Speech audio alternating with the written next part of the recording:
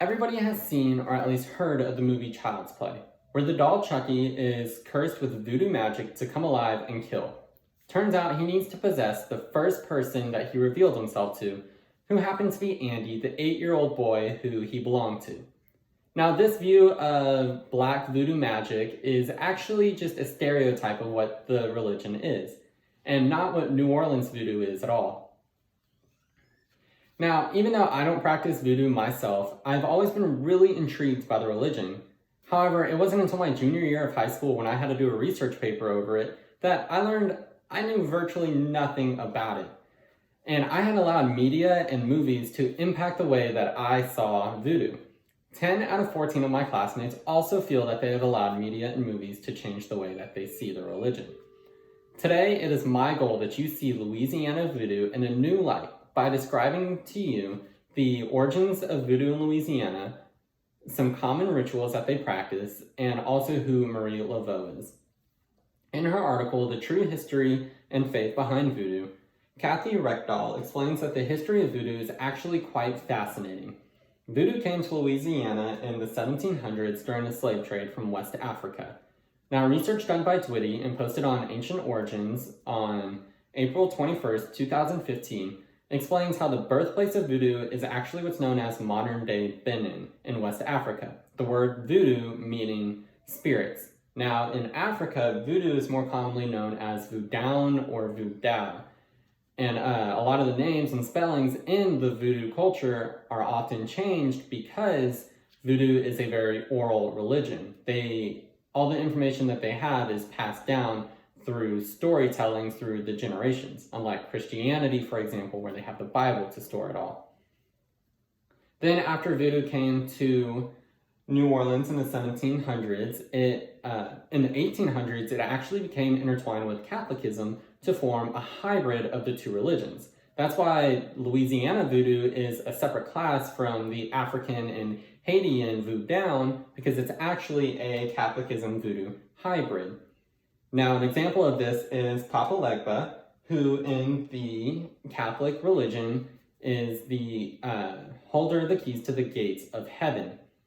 The person who is most credited with bringing the two religions together is Marie Laveau, who was a voodoo queen in the late 1800s. Now, while several people still believe in voodoo and practice voodoo in New Orleans, today what keeps voodoo most alive in everybody's minds is actually hoodoo. Reckdahl explains that hoodoo is the non-religious belief of voodoo, and an example of this could be the four-leaf clover is lucky, or believing that carrying around the yarn voodoo dolls is a source of luck, protection, prosperity, and other things like that, while not actually worshiping in the voodoo religion. Now that we know the history of voodoo and what it's kind of like today, it's also important that we talk about some of the rituals that they take part in. Now, voodoo rituals are a common part of everyday life in New Orleans, and on their website, hauntedneworleanstours.com, Haunted New Orleans Tours lists the top 10 voodoo rituals that the New Orleans residents feel are the most powerful.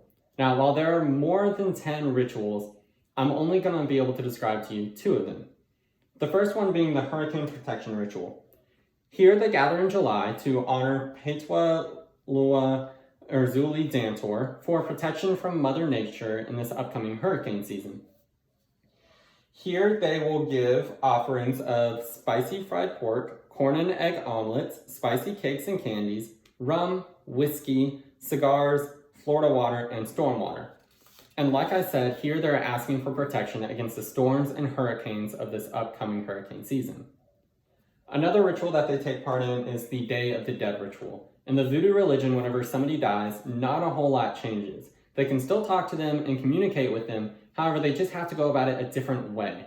In other words, their bodies are not there anymore, but their spirits are.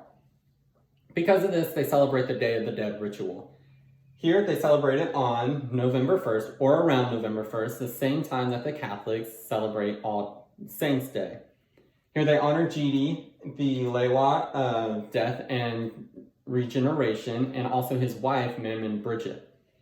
Here they give offerings of black and purple candles, sunglasses with one eye missing, to represent how GD can see into both the realm of the living and the realm of the dead, cigars and cigarettes, rum, spicy pork, bones, graveyard stones and dirt, crosses, black jewels, and raw cotton. So now we know of the origins of New Orleans Voodoo and a couple of the rituals that they take part in, but it's also really important to know of this one super important voodoo figure in the voodoo history. In the article, History of New Orleans Voodoo, New Orleans, last updated in 2020, they describe that voodoo kings and queens are not what you typically think of when you hear the term. Instead of riches and royalty, they're really just spiritual and political figures of power in the 1800s. The most famous voodoo queen is Marie Laveau. Marie Laveau was a freed Black woman who lived from 1794 to 1881. She was a devout Catholic who attended Mass at St. Louis Cathedral, and she, like I said before, is the person who is most credited with bringing voodoo and Catholicism together. Now, Marie Laveau unfortunately died on June 16, 1881. However, New Orleans residents still believe that her spirit is there in New Orleans to this day. So they'll go to her tomb and leave gifts and offerings and ask for advice and help. In conclusion, you now know the origin of New Orleans voodoo, a couple of the voodoo rituals, and who Marie Laveau is. So now you know that whenever you watch scary movies such as Child's Play, that's not really what voodoo is. So don't worry, voodoo is just a religion that celebrates the spirits and ancestors of their past, so you will not be attacked by any children's dolls in the recent future.